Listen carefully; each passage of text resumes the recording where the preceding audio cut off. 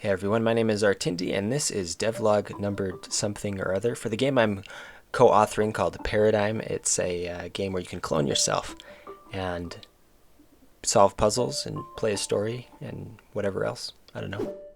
Before I get into the new stuff, I just want to tell you really quick, I had a brand new computer so I wouldn't have to use my laptop that crashes after 5 minutes of running Godot, and so that I could edit videos better. It died after 2 weeks when I got the new computer. Died. And so I sent it back to them for them to fix, and they sat on it for about 8 weeks and returned it to me, and it was still broken. Very professional. So yeah, I wasn't too thrilled about that. Talked to another guy, and he said that he could build me a much better computer for the same amount of money. And so I took him up on that offer, returned the computer, got a full refund, and he built me an amazing computer that I have now. During that time where I didn't work on my laptop because it's hard to taste something nice and go back to something as crappy as my laptop. So during that time I moved, and I got a new job with a much stabler, that's a word, a much stabler schedule. And so with that stabler schedule, I'll be able to put more content out as well as work on the game with a little bit more frequency. So you should be seeing some really cool things in the future. Speaking of cool things, let's get to... So the first thing I've worked on is kind of ease of life stuff. I've had a lot of friends and family playtesting the game, and they all had a little bit of trouble moving him around and maneuvering and different things like that. So I tweaked the character's model and collision shape so that it works a little bit better. I also went and did that on a robot, went and fixed its sprite and its collision shape so it would work a little bit better.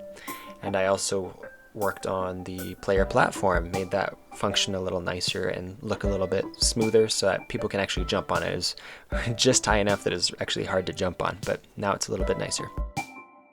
The next thing I did is worked on a new enemy, sort of. It's kind of an old enemy, but the evolved form.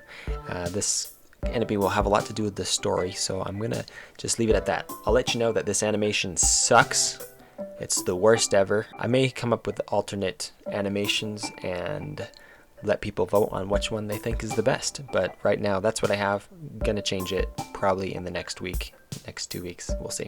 After that I worked on a dialogue system, and I watched a lot of videos on dialogue systems in Godot, and I couldn't find anything that quite worked for what I wanted, and also on top of that I couldn't understand or follow them, so that was a thing. So I made my own. And so I used an animated sprite. I've hand drawn each of these dialogue boxes, which honestly they're pretty easy to do, so that wasn't too hard. And then I used a bit of code to implement them when I need them or where I need them. And it's actually kind of fun to make this. And this would be a bad idea if there was a lot of dialogue in the game, but there is a minimum amount of dialogue in this game. We're not planning on having very much at all, so I think it's going to work perfectly. Plus, it has the look that I was wanting. I couldn't find anything that really made the little text bubble above there. So if anyone's interested, maybe I'll make a tutorial on it in the future, but right now that's what we got. But I made the dialogue system so that I can start working on a tutorial. Once we have a tutorial, we'll have the startings of a minimum viable product where we can just throw a bunch of puzzles on the end and let people start playtesting the puzzles. If you want to become a playtester, by the way, you can join my Discord server and volunteer to be a puzzle playtester. However, word of caution, if you do playtest the puzzles, it may taint your experience for the final product. So if you're wanting to get the full package, maybe don't playtest, but at the same time, it's up to you, whatever you want to do.